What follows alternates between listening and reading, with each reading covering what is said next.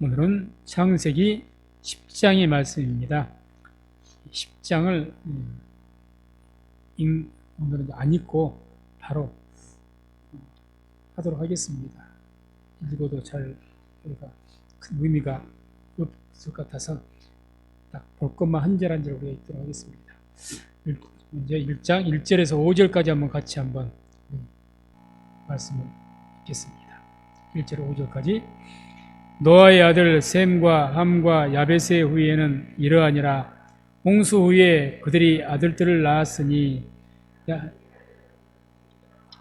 마곡과 마대와 야완과 두발과 메섹과 다라스요. 고멜의 아들은 아스그나스와 이박과 도갈마요. 야완의 아들은 엘리사와 달시스와 깃딤과 도다님이라. 이들로부터 여러 나라 백성으로 나뉘어서 각기 방언과 종족과 나라대로 바닷가의 땅에 머물렀더라. 아멘. 오늘 10장은 노아 자손의 족보 계보죠. 오늘 처음 나온 그 내용은 이제 야벳의 그 계보라고 볼 수가 있습니다. 야벳. 야벳, 노아에는 세 아들이 있었죠.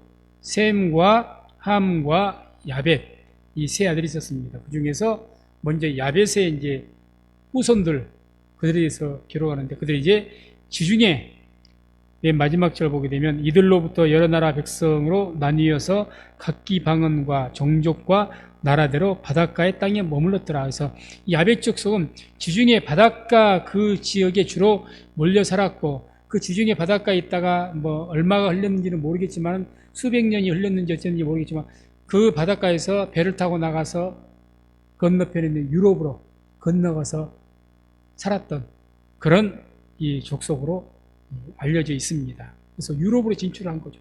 유럽으로. 그래서 지금의 유럽의 그 민족들, 유럽 사람들이 이 야벳의 족속이다, 이렇게 생각하시면 될 것 같습니다. 그 다음에 이제 6절에서 20절까지가 함의 계보인데, 뭐 6절에서 14절까지가 이제 그 중에서 구스, 미스라임, 붓, 이 함의 세 아들에 대한 그 내용이 나옵니다. 같이 한번 읽겠습니다. 함의 아들은 구스와 미스라임과 붓과 가나안이요. 구스의 아들은 스바와 하윌라와 삽다와 라마와 삽드가요. 라마의 아들은 스바와 드다님이요. 구스가 또 니므롯을 낳았으니 그는 세상에 처음 영걸이라. 그가 여호와 앞에서 특이한 사냥꾼이 되었으므로 속담에 이르기를 아무는 여호와 앞에 니므롯 같은 특이한 사냥꾼이로다 하더라. 그가 그 땅에서 아수르로 나아가니 니느웨와 르호보딜과 갈라와 및 니느웨와 갈라 사이의 레셈, 이는 큰 성이라 건축하였으며, 미스라임은 루딤과 아나밈과 르아빔과 납두임과 바드루심과 가술루임과 갑도림을 낳았더라. 블레셋이 가술림에서 나왔더라. 왜 안 읽으십니까? 원인은 4개 있습니다. 네. 더 근본 원인은 타이핑에 문제가 있고. 예. 그래서 이제 두 번째는 함의 아들들의 이제 후손들입니다. 후손들인데, 함의 아들이 사실은 넷이죠. 넷인데, 이제 따로 가나안은 따로 빼놓고, 이 세 아들, 구스, 미스라임, 붓, 이 세 아들의 그 어떤 후손들이 어디서 살았는지, 그런 내용에 대해서 이제 이야기를 합니다. 먼저 여기서 이제 중요하게 볼 것은 이 구스의 아들들 중에서 니므롯, 특별히 이 니므롯에 대해서 이야기하죠. 그래서 이 8절 보면 구스가 또 니므롯을 낳았으니 그는 세상에 처음 영걸이라. 그래서 이 니므롯이란 이 말은 반역자란 뜻을 갖고 있습니다. 대적자. 그래서 이 니므롯이라는 이 사람을 지금 성경 어떻게 표현합니까? 영걸이다 그러죠. 영걸. 그래서 이 영걸이란 말은 아주 강력한 힘을 가진 사람, 그런 뜻을 갖고 있습니다. 아주 강력한 사람. 그래, 굉장히 힘이 세고 싸움도 잘하고 아주 능력 있는 걸출한 사람, 아주 영웅적인 그런 사람이었던 것 같습니다. 싸움을 잘한. 그래서 거의 뭐 알렉산더급입니다. 이 사람 아주 그냥 이 니므롯을 통해서 그쪽 지역을 다 해서 유무롯 통해서 요세푸스라는 그 역사학자, 인류학자에 의하면 이 유무롯을 중심으로 해서 바벨탑을 세웠다. 이렇게 이야기를 하니까 아마 그때 가장 힘이 세고 전체를 다 관장할 만한 능력을 가진 사람이 이 유무롯이었다. 근데 반역자라는 이름을 가진 것은 하나님을 대적했기 때문에 그런 이름이 붙여진 것 같습니다. 그 다음에 이 사람을 또 뭐라고 이야기합니까? 영걸이라고 하고 특이한 사냥꾼이라는 표현을 하죠. 영걸이란 말과 특이한 이 말과는 똑같은 성경 원어를 써요. 깃벌이라고 있어. 그래서 이것도 역시 강력한 힘을 가졌다 그 뜻입니다. 이렇게 강력한 어떤 힘을 가진 유능한 사냥꾼이었다. 아무튼 그래요. 아무튼 세상을 살아가는데 당시 고대에 사냥을 잘하고 싸움을 잘하고 그럼 최고죠. 이 고대에는 그것 외에 없습니다. 그러지 않겠습니까? 힘세고 사냥을 잘한다. 뭐 이것 이상 큰 인물이 없는 거죠. 그래서 이 유무롯이 가장 그 지역의 영걸이라고 할 만큼 대단히 뛰어난 사람이 있는데 이 사람을 중심으로 해서 우리가 다음 주에 다음 주에는 여리고성이니까 넘어가고 그 다음 주에 보게 될 이 11장 바벨탑 사건에 보게 되면 그 바벨탑을 세우게 했던 중심 인물이 유무롯이었다. 이렇게 이야기를 하는 거죠. 그 다음에 이제 나온 사람이 이 가나안이죠. 가나안. 함의 아들인데 이제 마지막으로 따로 이제 제가 말씀드린 것은 이 가나안은 특별히 노아가 어떻게 합니까? 자손들을 위해서 예언할 때 가나안은 저주를 했지 않습니까? 그 저주가 뭐 묘해서 저주가 아니고 하나 예언이었다고 제가 지난 시간에 말씀드렸습니다. 어느 부모가 자기 자식을 저주하겠습니까? 그것도 가나안이 잘못했습니까? 자기 아버지 함이 잘못했지. 그게 아니고 이제 예언이죠, 예언. 하나님의 감동 가운데 먼 훗날 있을 600-700년 후에 있을 이 가나안 족속들, 가나안 땅 하나님께서 이스라엘 백성들에게 주니까 가나안 족속 그 족속들을 멸하라고 한 거죠.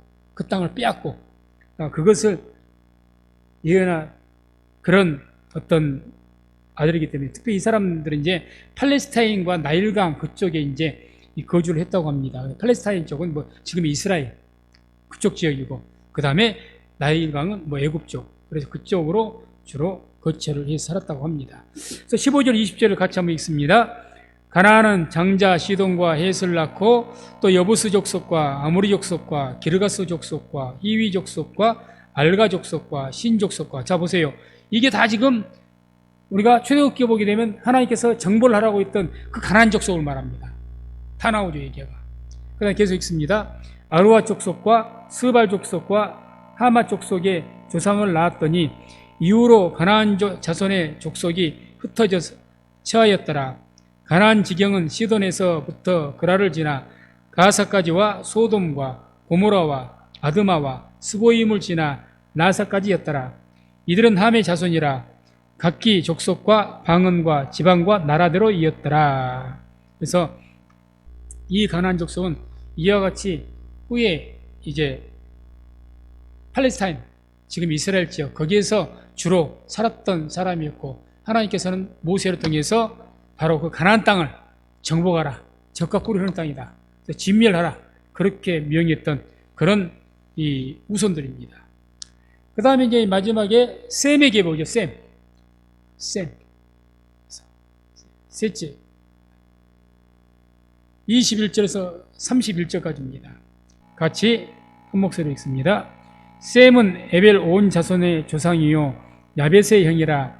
그에게도 자녀가 출생하였으니 셈의 아들은 엘람과 아수르와 아르박삭과 읍과 아람이요 아람의 아들은 우스와 훌과 게델과 마스미요 아르박삭은 셀라를 낳고 셀라는 에벨을 낳았으며 에벨은 두 아들을 낳고 하나의 이름은 벨렉이라 하였으니 그때 세상이 나뉘었으며 벨렉의 아우의 이름은 욕단이며 욕단은 알모닥과 셀렙과 하살마엡과 예라와 하도람과 우살과 디글라와 오빌과 하율라와 여밥을 낳았으니 이들은 다 욕단의 아들이며 그들의 거하는 곳은 메사에서부터 스발로 가는 길의 동편산이었더라. 이들은 셈의 자손이라 그 족속과 방언과 지방과 나라대로였더라. 아멘. 제가 뭐 또 빠뜨렸습니까? 이상하게 빠졌네. 예. 아무튼 31절까지가 이제 셈의 그 후손들의 계보가 쭉 나오죠. 여기서 이제 21절 보면 셈은 에벨 온 자손이요, 자손의 조상이요, 이런 말이 있죠. 그래서 이 온 자손은 모든 자손의 조상이다, 이제 이 말인데, 이 셈의 이 자손, 이 에벨, 갑자기 사실 셈의 아들은, 이 에벨은 셈의 아들이 아니요, 셈의 손자거든요.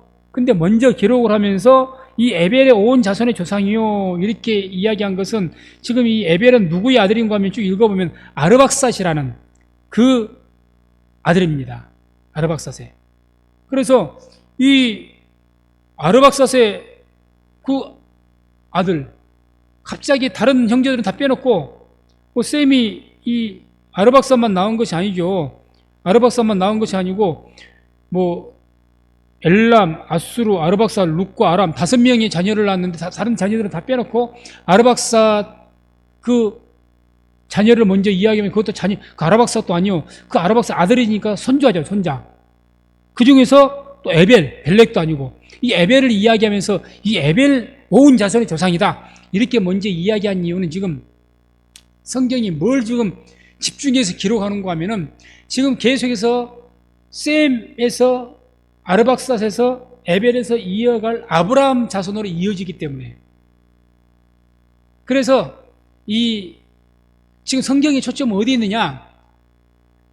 하나님께 성경의 초점은 지금 계속 믿음의 조상들에 의해서, 믿음의 조상이 어디에서 나왔는가?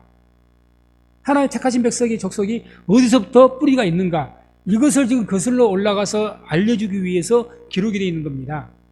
기록이 되어 있는 거죠. 그래서 이제 이렇게 이제 기록이 되어 있는 거고, 이 에벨이란 말도 에베르라는 그 뜻이 이야기인데, 건너온 자, 이런 뜻을 갖고 있습니다. 건너온 자. 그러니까 일반적으로 우리가 히브리인 그러죠. 이스라엘 백성들 히브리인이라고 그럽니다. 히브리란 말이 건너왔다는 뜻을 갖고 있습니다. 아람어로. 그러니까 지금 이 에벨을 온 자손의 조상이 되게 히브리인들의 모든 자손의 조상이다, 이 이야기죠. 이스라엘 백성들의, 그 이스라엘 모든 자손들의, 아브라함의 그 자손들의 조상이다, 그걸 말씀해 주는 것이 지금 셈은 에벨 온 자손의 조상이요, 이렇게 먼저 딱 이야기하고, 이제 그 이후에 여러 가지 이제 우선들을 이야기하는 겁니다. 그렇게 알아두시면 될 것 같습니다. 또 특이한 것은 또 이런 말씀이 나오죠. 에벨은 두 아들을 낳았고 하나의 이름을 벨렉이라 하였으니 그때 세상이 나뉘었으며. 그러니까 자, 셈이 5 아들을 이렇게 낳았는데, 그 중에 5 아들 중에 한 사람이 아르박삿이었어요. 아르박삿이 셈의 손자인 누구를 낳았습니까? 에벨을 낳았어요. 에벨을 낳았는데, 그래서 이 에벨이 이제 온 아브라함의 그 자손들의 조상이 되었는데, 이 에벨이 또 누구를 낳았느냐? 벨렉이라는 아들을 낳았다는 거예요. 벨렉. 그러니까 셈으로 말한다면 증손자죠. 증손자. 이 벨렉을 낳았다는 거죠. 이 벨렉이란 말은 펠레그인데 쪼개지다는 뜻을 갖고 있습니다. 그런데 이 벨렉을 낳았는데 뭐라고 하냐? 그때 세상이 나뉘었으며, 이렇게 말합니다. 이게 뭘 말하느냐? 이 벨렉, 그러니까 셈의 증손자 되는 이 벨렉의 시대에 바벨탑 사건이 있었던 거죠. 바벨탑 사건을 통해서 하나님이 바벨탑 쌓는 그 민족을 저주하셔가지고 모든 족속이 흩어져 버렸죠. 그 사건은 지금 그때 일어났다는 이야기죠. 벨렉 시대에 일어났다는 것을 알려주기 위해서 벨렉이라 하였으니 그때의 세상이 나뉘었다, 이렇게 이 말씀을 합니다. 그래서 우리가 이런 내용들 쭉 읽어보게 되면, 그러죠. 우리가 이 내용뿐만 아니라 성경의 족보를 쭉 읽어보면, 심지어 역대상을 한번 읽어보세요. 9개 장에 걸쳐서 족보 이야기만 나옵니다. 정말 읽기 따분해요. 어지간히 인내려가지고 읽기 힘듭니다. 무슨 족보 이야기를 뭐 알아듣지도 못할 이야기만 쭉 그렇게 써놓으실까? 오늘 읽어도, 제가 왜 별로 읽어도, 전체를 읽어도 의미가 없었기 때문에 부문적으로 읽겠습니다 한 것도, 읽으면 별 의미가 없잖아요. 근데 왜 이렇게, 우리가 여기서 뭘 알 수가 있느냐? 성경에 이 기록되어진 모든 것들이 어떤 신화나 잘못된 것이 아니라 역사이기 때문에 그렇습니다. 역사이기 때문에 한 사람의 족보가 있는 것이고, 뿌리가 있는 것이고, 후손들이 있는 것이고, 그 후손들의 역사에서 다 성경은 기록되어 있는 줄로 믿습니다. 만약에 밑도 끝도 없이 누가 누구라고 그러고 다른 후손들에 대해서 전혀 이야기가 없고 그냥 큰 능력을 나타낸 인물들만 중심으로 했다면 그것이 누구의 후손인지, 이 사람이 어디서부터 시작되었는지, 우리나라는 심지어는 아주 황금 아래서 나온 사람도 있지 않습니까? 갑자기 곰이 사람이 되고, 밑도 끝도 없이 그렇게 돼버리는 거죠. 그거를 신하다고 하는 거, 신하. 그건 신하죠. 갑자기 곰이 마늘을 먹고 사람이 되고, 이게 우리나라의 단군 신화 아닙니까? 이번 개천절이 바로 그거, 단군, 거기에 제사 드린 것 아니에요. 나라에서 그걸 국경일로 삼고 있습니다, 우리나라가 지금. 기독교계에서는 계속해서 그걸 뭐라 그러는 거죠? 야, 그렇게 진짜 국경일로 삼을 만큼 그게 중요한 것이면, 그럼 당분은 우리의 국시의 조상으로 삼아라. 또 그렇게는 못해. 아닌 것 같거든요. 근데 유교 사상에 밀려서 할 수 없이 하는 거죠. 표우식에서. 무서운 이야기죠. 누가 보면 웃지도 않는 이야기인데 명절을 한마디로 국경일까지 삼아 있는 거예요. 웃기는 이야기인 거죠. 그러나 성경의 이야기는 아담이나 노아나 이런 분들의 이야기는 다 아담도 족보가 있었고 노아도 족보가 있고 이와 같은 족보가 있다는 것은 성경은 역사적인 사실에 근거해서 기록되어 있는 것이기 때문에 그렇게 우리가 되어졌다는 것을 믿고 성경은 사실입니다. 아멘. 성경은 사실이에요. 신화 아닙니다. 전설 아닙니다. 전설 아니에요. 사실입니다. 그걸 분명하게 알아야 되죠. 근데 우리가 이제 오늘 이 내용들을 좀 읽어보게 되면 유심히 좀 혹시라도 읽어보신 분들은 알 수도 있겠지만은 가만히 읽어보면 노아 후손들 야벳과 함과 셈의 후손들을 쭉 이게 족보로 기록해 놨는데 가만히 유심히 보면 야벳 같은 경우는 7형제가 있었어요. 7형제. 이 7형제의 그 형제들의 전부의 자손을 기록한 것이 아니고 고멜하고 야완 두 사람 거 족보만 기록해 놨습니다. 그리고 5명은 빠졌어요. 족보에가 빠졌어요. 쉽게 말하면. 또 함은 4형제를 낳았거든요. 4아들을 낳았거든요. 아까 봤더니 4아들을 낳았는데 그 4아들 다 기록한 것이 족보에 나온 것이 아니고 구스하고 가나안 두 사람만 또 두 자손은 빠졌습니다. 족보에가 빠졌어요. 셈에는 5명의 아들을 낳았는데 아람과 아르박사 2명만 기록되어 있고 3명은 또 빠졌습니다. 왜 빠졌을까? 전부 다 아들들을 못 낳아서 후손을 못 낳아. 그건 아닐 것 같고. 왜 이게 빠졌을까? 아까도 서두에 제가 잠깐 말씀드렸지만 이 성경의 역사는요 일반 역사가 아닙니다. 일반 역사가 아니에요. 일반 역사가 하나님의 나라에 대한 어떤 역사의 기록이기 때문에 그 모든 성경의 기록은 어디에 초점이 맞춰져 있습니까? 하나님의 자손들, 하나님의 자손에 압축이 되어 있습니다. 다 맞춰져 있는 것이 아니고 다. 그러니까 족보로 기록한 것은 지금 하나님께서 하나님의 씨, 하나님의 택한 백성의 그 씨가 어디로 흘러가는가를 지금 보여주는 거예요. 아담 때부터 쭉 족보가 흘러간 겁니다. 그래서 아들을 아무리 많이 하다 거기에서 하나 택한 백성만 딱 중심에서 또 그 족보로 쭉 이어가고 또 그 중에서 하나 택한 백성에서 딱 집어서 그 후손으로 또 이어가고 다 안 한다는 거죠. 다. 무슨 말인지 이해하시겠습니까? 그렇게 기록되어 있는 것이 성경의 족보예요. 왜? 성경의 족보는 뭐 어떤 역사를 가르쳐주기 위한 것이냐? 하나님의 자손에 대한 족보로 가르쳐주는 거죠. 하나님의 자손. 그래서 뺄 사람은 뺀 겁니다. 과감하게 아예 기록이 안 올려놔요. 안 올려놨습니다. 그래서 계시록 보면은 농명되지 못한 자는 하나님의 생명체에 농명되지 못한 자는 구원받지 못한다. 농명되고 이렇게 농명이 된 거죠. 하나님의 족보가 있어야죠. 택한 백성의 족보가 있어야죠. 빠진 겁니다. 뺀 거죠. 그래서 보세요. 셈은 딱 해갖고 이제 셈족이 바로 아브라함의 조상 아닙니까? 셈의 이후 자손에 딱 포커스를 맞춰갖고 이 셈에 대한 것은 아까 우리가 21절, 31절까지 나왔는데 여기 나오고 그 다음에 우리 11장 보면 11장 10절에서 26절까지 상세하게 나옵니다. 거기도 다시 조명을 해요. 왜? 노아가 셈, 함, 야벳 세 아들을 낳았지만 하나님의 관심은 어디에가 있습니까? 셈 쪽에가 있어요. 셈에게가. 왜? 하나님의 후손들이 그리 태어나기 때문에.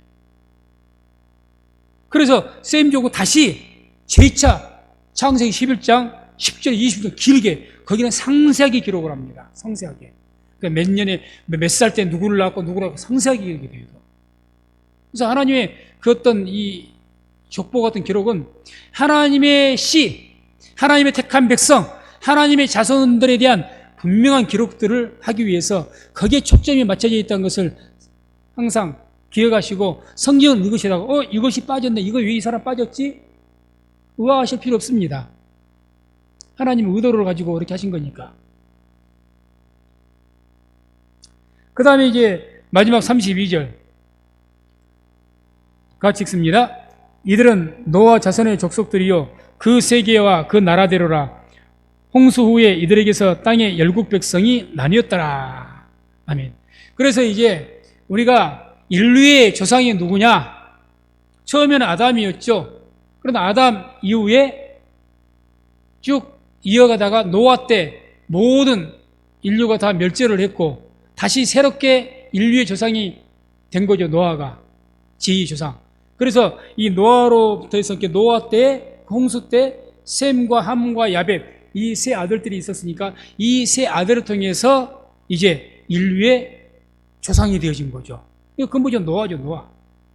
그래서 성경은 이제 인류의 기원이 어떻게 되느냐? 하나냐? 인류의 기원이 하나에 있느냐? 뭐 여러 개 있느냐? 이렇게 말해요. 인류의 기원은 오직 한 사람 노아로 통해서 그 후손들을 통해서 되어졌다고 성경은 말씀하는 거죠. 그래서 사실 과학계에서 고고학계에서도 이 고고학계는 두 가지 설이 있습니다. 하나는 단일 기원설이라 해가지고 이제 아프리카에서부터 인류가 시작이 됐다. 이런 어떤 그래서 단일 기원설로는 이제 근본적인 성경과 같은 거죠. 성경도 단일 기원설이죠. 노아 한 사람이니까 단일. 근데 과학계는 단일 기원설만 있는 것이 아니라 다지역 기원설이라고 해서 또 한 곳에만 아니라 인류 조상이 여러 군데 있었다. 유럽에 따로 있고 쉽게 말해서 아시아 중국 계통에 따로 있었고 뭐 이런 식으로 이야기하는 거. 중동에 또 있었고 다 왜 진화가 되었기 때문에 각 진화는 각 곳에 그 모든 곳에다 우리 인류 조상이라고 해서는 조상이라 할 수 있는 원숭이가 침팬지가 있는데 거기에서 다 발달된 대로 각각 조상들이 기원됐다. 이렇게 말한 것이 이제 다지역 기원설인데 이 과학계에서도 그것은 일반적으로 배제가 되고 주로 이 단일 기원, 아프리카에서 인류가 출발됐다. 이렇게 이제 이야기를 하죠. 근데 이것은 단일 기원설은 똑같은데 성경과 똑같은데 아프리카 기원설하고는 우리가 좀 다르죠. 우리는 어디 기원설이 성경대로는 시날 땅이라고 해서 바벨론, 지금 이란, 이라크 지역에서 아브라함이 살았거든요. 노아나 살았고 처음에. 그러니까 거기에서 기원된 것으로 우리 성경 기록을 합니다. 다음에 이제 고고학적으로 그것은 이제 발견될지도 모르겠죠. 아직까지는 뭐 나타나지 않았지만. 아무튼 그런 것도 우리가 참고로 알아두시고, 이제 이렇게 우리가 이 성경이 주로 지금까지도 말한 것이 항상 우리가 싸우는 것이 뭐가 싸웁니까? 진화론과 창조론. 이게 항상 대립이 되어 있죠. 인간은 진화가 되었다. 어디서부터? 쉽게 말하면 원숭이로부터, 유인원으로부터. 그래서 나는 뭘 유인원이라 말한 거 했더니 일반 원숭이를 다 유인원이라고 안 그러고 그 중에서도 이 직립보행이라고 해서 걸어서 서서 다니는 것 이런 것들을 이제 유인원이라고 그러는 거예요. 그런 유인원에서 우리 인간이 출발을 했다. 뭐 이렇게 해서 뭐 지난 시간에 말씀드렸던 것처럼 어려운 말 오스트랄로피테쿠스 뭐 이런 이게 우리 인류의 조상이다. 뭐 이렇게 해서 거기서부터 점차 진화가 돼갖고 오늘날 인간이 되었다. 뭐 이렇게 이야기를 하죠. 근데 이제 성경은 그럼 그렇게 이야기합니까? 아니죠. 예초부터 뭐 그렇게 해서 지능도 처음에는 제가 쭉 이제 그 내용들을 한번 대충 한번 훑어봤더니 그 진화론이 그래요. 처음에 유인원으로 해서 인간이 우리의 조상은 뭐 오스트랄로피테쿠스가 됐든지 호모사피엔스가 됐든지 간에 그런 사람들의 지능이 처음에는 그 뇌 용량의 한 500에서 6회 우리 인간의 50에서 60%밖에 안 된답니다. 뇌 용량이. 그러니까 짐승이죠, 짐승. 짐승이죠. 짐승 수준이죠. 지금 인간하고 비교가 안 되게끔. 그렇게 해서 뇌가 차츰차츰 발달해서 뇌가 더 커지고 머리께서 영리해지고 쉽게 말하면 그렇게 해갖고 지금 인간이 됐다 그 말이에요. 그래서 지금까지도 이게 이제 과학계에서 이렇게 어떤 대립이 돼 있죠. 대립이. 그리고 이제 뭐 인간을 갖다가 여러 다지역 기원설이라고 해서 아까 말씀드렸던 것처럼 뭐 한 사람에게서 나온 것이 아니라 이쪽 저쪽 인류에게 다 종족이 다 틀리다. 그래서 조상이 다 틀리다. 어떤 조상은 저 유럽에 있는 그쪽 원숭이의 유인원의 조상을 닮았을 것이고 어떤 조상은 이 중동 쪽에 아시아 쪽에 그 원숭이 그 유인원의 거기에서 시작됐을 것이고 다 틀리다. 이렇게 이야기한다 그 말입니다. 그렇게 해서 이제 그렇기 때문에 뭐 저기 흑인 쪽은 저기 아프리카 쪽은 흑인이고 유럽 쪽은 백인이고 그래서 이 아시아 쪽은 황인종이고 이렇게 되는 것이다. 지금까지 강력하게 이 진화론을 주장했던 분들이 이러한 것들을 가지고 그 창조론을 성경을 그 반박을 하고 성경이 신화라고 이거는 역사가 그냥 신화다 이렇게 몰아붙였습니다. 그래서 옛날에 참 한 10년 전만 하더라도 정말 뭐 우리가 믿는다고 말할 뿐이지 과학으로 되면 우리가 입증할 방법이 없었어요. 근데 그들은 그렇게 이야기를 하니까. 근데 지금은 계속 과학이 발전을 하면서 계속 어떤 새로운 발견들이 나오죠, 과학적으로.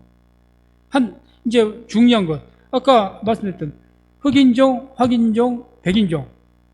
그러면 간단하게 생각하면 우리가 그럴 수 있지 않습니까? 아니, 아담의 후손이고 노아의 후손이면 다 황인종이든지 다 백인종이든지 하나만 돼야지 왜 대체가 그렇게 세 가지 척결을 바뀌었느냐? 그럼 쟤들 말이 맞지 않느냐? 진화됐던 걸 맞지 않느냐? 성경이 잘못됐지 않느냐? 이렇게 이야기를 하는 거죠. 근데 그것, 과학에서 이제 왜 그런지 이유가 밝힌 거죠. 그래서 2012년 그 6월 2일자 조선일보 보게 되면 그 조선일보 신문에 그 제목이 이런 제목을 가지고 기사를 달았습니다. 인간은 피부 갖고 장난치는 유일한 동물이다. 피부 가지고 인간. 그래서 내용은 뭐냐? 뭐 니나 자블론스키라는 그 박사가 이제 발견을 했는데 펜실베이니아 주립대 인류학과 교수랍니다. 이분이 이제 책을 하나 쓴 게 있는데 피부색에 감추어진 비밀이라는 이런 책을 썼는데 이분이 뭐라고 발표를 했느냐? 인간의 피부는 자외선의 햇빛의 노출 양에 따라서 멜라닌이라는 그 어떤 성분의 많고 적음에 의해서 피부가 결정이 된답니다. 그러니까 자외선 노출량이 가장 많은 지역이 어디입니까? 아프리카죠. 아프리카. 가장 적은 쪽이 어디입니까? 유럽 쪽, 저기 뭐 남국 이런 쪽이겠죠. 추운 나라. 그러니까 많이 자외선에 노출되어 있으면 흑인은 이 피부가 검정색이 되는 멜라닌이라는 것이 많이 배출돼가지고 멜라닌 양이 많으면 많을수록 색이 검어진답니다. 색이 검어지고 과학적으로 입증이 된 거죠. 그러니까 옛날에는 다 종이 틀리다 이렇게 말했는데 그렇게 말하지 못하고 다 똑같은 사람인데 사람 환경에 따라서 피부색이 변했을 뿐이다. 이게 이제 과학적으로 입증이 된 거죠. 입증이. 저도 신앙생활 처음 할 때 제일 궁금했던 내용이 바로 이 내용입니다. 그래서 예수 안 믿었을 때는 친구들한테 말 같은 이 말 넣어가지고 공부하겠어요. 성경 말도 안 되는 소리 말하라. 그럼 흑인종, 백인종, 황인종 어떻게 된 거냐? 말 같은 거 묻지도 않는 것을 믿고 다닌다고. 그렇게 말했어요. 저도 그랬어요. 저도 고등학교 때 친구한테. 저도 그랬던 장본인입니다. 이것은 그래서 완전하게 그래서 지금 뭐 셈족이 바로 황인종이죠. 셈족. 그래서 아시아 중동 시작해서 그 이란, 이라크, 중동 지역 그쪽으로부터 시작 셈족. 그 우리는 셈족이라고 하지 않습니까? 아시아 쪽 셈족의 계열. 한국 사람들, 일본도 마찬가지고. 야베족 속은 유럽 지역, 백인종. 함족은 아프리카 지역, 흑인종. 이렇게 이제 분리가 되어진 거죠. 그게 이제 왜 인류의 어떤 기원이 대체 어떻게 되냐, 고고학자들에서 연구에서 이제 피부색이 가장 걸림이 됐고 여러 가지 논쟁이 많았는데 그 멜라닌이라는 그 성분을 발견함을 통해서 피부가 왜 변한지 이렇게 과학적으로 입증됨을 통해서 이 문제는 해결된 거죠. 그 다음에 또 하나가 이제 2013년 10월 19일자 조선일보 보면은 또 하나가 이제 보도가 됩니다. 인류는 하나의 종에서 진화가 됐다. 이런 제목으로 기사를 달았어요. 그래서 이 조선일보는 이제 BBC, 영국 BBC 뉴스를 해서 인용해서 보도를 했는데 어떤 내용인가 하면 그 유럽의 국립박물관 거기하고 스위스의 큐리라는 그 인류학 연구소 그 두 단체가 협의를 해가지고 그 조지아 주에 있는 수도 트리빌리시에 있는 뭐 드마니시라는 곳이 있답니다. 거기에서 중요한 것은 180만 년 전 인류의 두개골을 발견했다는 거예요. 발굴을 했는데 그 두개골을 발굴을 해서 분석한 결과 그 두개골에서 여러 종, 그러니까 인간은 여러 종이라고 이야기했어요. 지금까지 뭐 무슨 네안데르탈린이니 무슨 탈린이 뭔 탈린이 우리가 옛날에 고등학교 때 배운 거 뭐 그런 복잡한지 생물학을 배우면 무슨 탈린 뭐 어쩌고 복잡한 해골을 가지고 막 이야기를 얼마나 그래요. 저도 외웠던 기억이 납니다. 오스트랄로피테쿠스 뭐 호모사피엔스니 뭐니 막 그렇게 외웠던 걸 기억을 해요. 뭔 해골들을 가지고 이렇게 연구를 했는지 막 그렇게 이야기해서 다 이같이 다르다. 배웠거든요. 바로 2013년 이전까지도 그랬겠죠. 이전까지도. 그런데 180만 년 전 그 인류의 두개골을 분석해가지고 이제 거기서 연구해보니까 그 한 두개골에서 지금까지 우리가 여러 종이라고 생각했던 다른 뭐 네안데르탈린이 뭐 다른 어떤 모든 어떤 그 두개골들 여러 두개골을 발견한 거 옛날에 발굴해 놓은 것들 뭐 300만 년 전 것 뭐 200만 년 전 것 많이 발굴해 놓은 것이 있는데 그런 두개골에서 나온 특징들을 이 한 두개골 다 갖고 있더라는 거예요. 다. 이건 뭔 말이죠? 똑같다는 이야기죠. 아니 이 두개골에만 따로 어떤 것이 있으면 이것만이 뭐 다른 한나하고 비슷하다든지 그러면 아 저거하고 같은 종인가 보다 이렇게 하는데 모든 두개골 발견한 종이 다 나와버린 거예요. 다 한꺼번에 이 한 두개골에가. 그럼 뭐가 그 확실하게 과학적인 논리가 깨져버린 것이냐? 지금까지는 각 해골들 그동안 두개골 발견한 것들마다 이것은 이런 종이고 저건 저런 종이고 다 종들의 이름을 붙여놨는데 아니 이 두개골에서 그 모든 종들의 특징을 다 갖고 있으니 분석해보니까 다 갖고 있으니 이게 다른 종이 아니었다는 소리 아니지 않습니까? 지금까지 옛날에 과학이 발달을 못해서 입증을 못했고 그렇게 알았는데 지금 보니 다시 어떤 기술이 개발하고 어떤 뭐 기계가 개발됐겠죠. 그런 것들을 분석해서 보니까 아니더라는 이야기예요. 그래서 이것이 그냥 사이언스지에 발표가 되고 전 세계에 이게 입증이 된 거죠. 그러니까 조선일보는 그걸 받아서 뭐라고까지 이야기를 해버리냐. 인류는 하나의 종에서 진화됐다라고 이야기를 딱 해버린 거예요. 하나의 종에서. 그러면 그동안 막 두개골 여러 개 발견해갖고 이것이 이렇게 진화됐고 이것이 이렇게 지금까지 그렇게 과학자들이 이야기를 해왔다는 거예요. 근데 진화됐다는 말은 이게 못하지 않습니까? 이렇게 되면. 못하는 거죠. 더 나아가서 이제 2014년도 2월 6일 목요일자 또 조선일보에는 이런 내용이 나와 있습니다. 부시맨에게서 유럽인의 DNA가 나왔다는 거죠. 부시맨이 어디 사람이죠? 아프리카잖아요. 아프리카.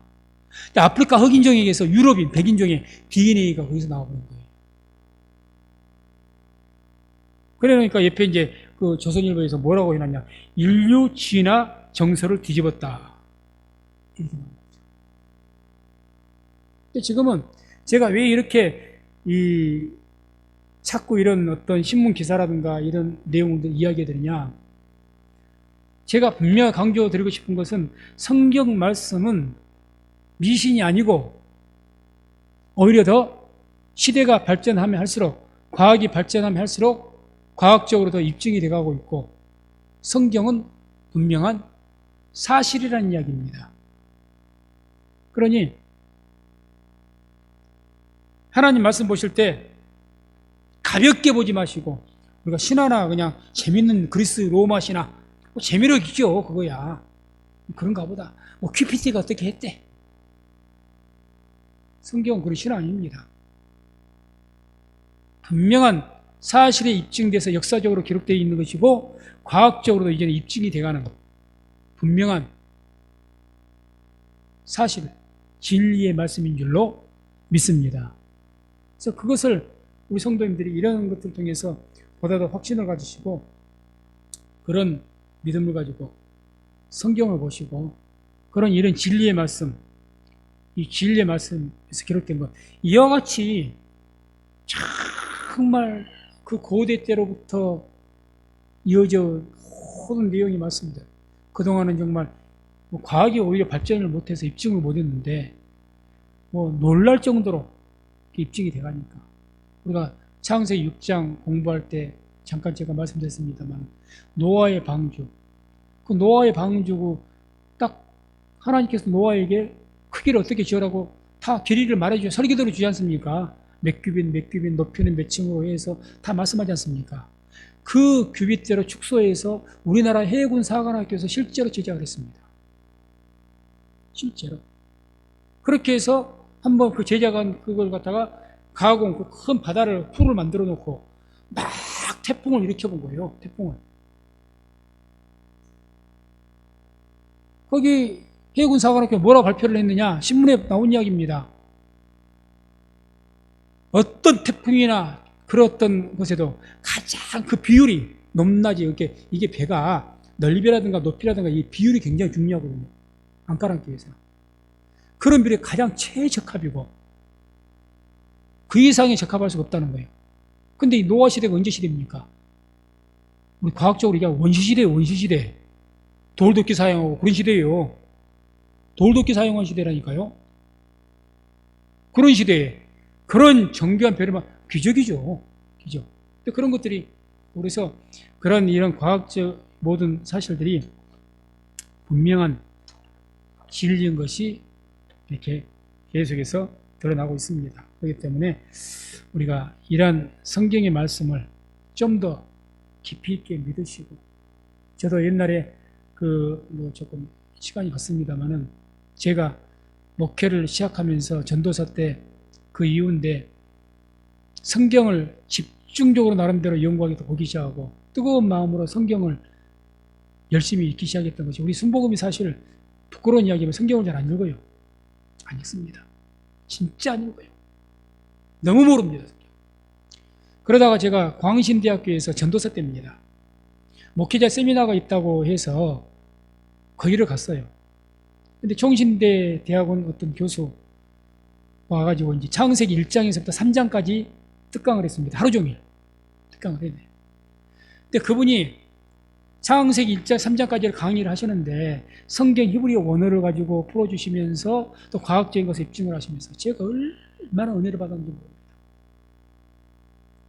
그런데 그렇게 은혜를 받고 있는데 다 강의가 끝나고 이분이 뭐라고 하는지 한 400~500명 모였을 거예요. 광주 지역에 있는 목회자들이 많이 모였으니까. 그 자리에서 딱 이 말 한마디 선포하는 거예요. 하나님의 말씀은 이와 같이 과학적이고 합리이고 정확한 말씀입니다. 그런데 왜 하나님의 말씀을 미신같이 전합니까? 그 말이 저는 지금도 잊지 못해요.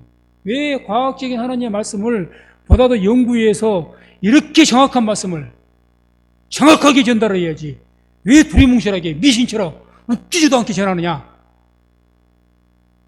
얼마나 제가 양심 찔렸는지 모릅니다. 그 이후로부터요, 제가 물론 그때 개척하면서 힘들기도 했지만은 무등도산에서 파고들면서 성경책 읽기 시작했어요. 그때부터 도전받아가지고 정신이 번쩍 들어가지고. 맞죠? 하나님 말씀을 갖다 제대로 알지도 못하고 전하고 있다면 큰일 날 소리죠. 큰일 날 소리. 목회자는 더 말할 것도 없고 성경에도 많이 선생되지 말라고까지 이야기하지 않습니까? 왜? 잘못 인도하니까. 우리 성도님들도 성경 읽는 것을 서로 얘기하지 마십시오. 성경 공부해야 됩니다. 아멘. 성경 공부하셔야 돼요. 공부해야 됩니다. 그래야 보다 하나님 정확하게 알아갑니다. 들어야 돼요.